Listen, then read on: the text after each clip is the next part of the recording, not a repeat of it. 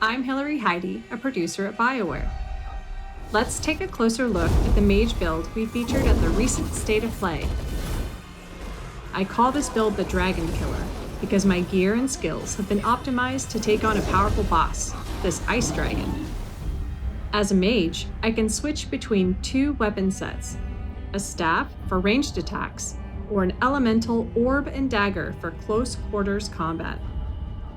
I'm facing off against an ice dragon, which is vulnerable to fire, so I've equipped Earth Emerald's Ash as my elemental orb. It reduces enemy damage, makes burning last longer and do more damage, and increases the cap on burning stacks. My dagger, Thorn of Misfortune, gives me access to the physical damage type and synergizes with my affliction-based build, increasing the damage of arcane bombs, which I build up with repeated orb attacks.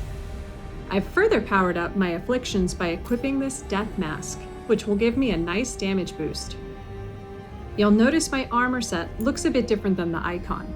That's because I'm making use of the game's transmog system to set my appearance to this Tevinter Mage robe I purchased in Docktown. Let's switch over to my character's skill tree, where I've further enhanced my ability to take on this ice dragon. Elemental Catalyst gives my abilities plus 15% bonus damage. In this case, fire damage, since both my staff and orb are fire-based. Inner Focus generates 25% extra mana from successful light attacks, and that number is doubled against enemies suffering from an affliction, like burning. So each time I attack my burning enemies, I'll generate 50% extra mana, allowing me to cast powerful spells like Meteor more often. Let's take a look at some additional skills I've unlocked by choosing a specialization for my rook.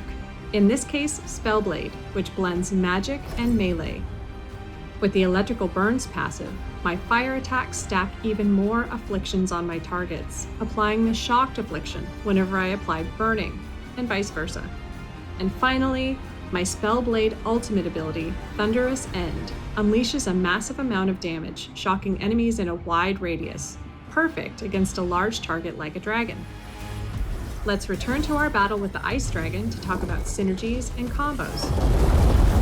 Here I've got the dragon staggered. This is my opportunity to deal as much damage as possible while it's down. Detonations are a great way to do this. A detonation can be set up with Lucanus' Debilitate ability, which applies the Sundered status, followed by Rook's Dark Squall, which detonates sundered targets. I'll follow this up with Tasha's Fire Breath to apply burning damage.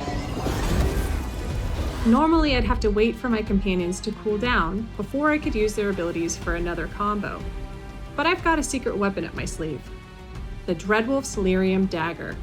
My dagger is equipped with 3 runes. I'll toggle to the Regroup rune and activate it, instantly refreshing my companion cooldowns.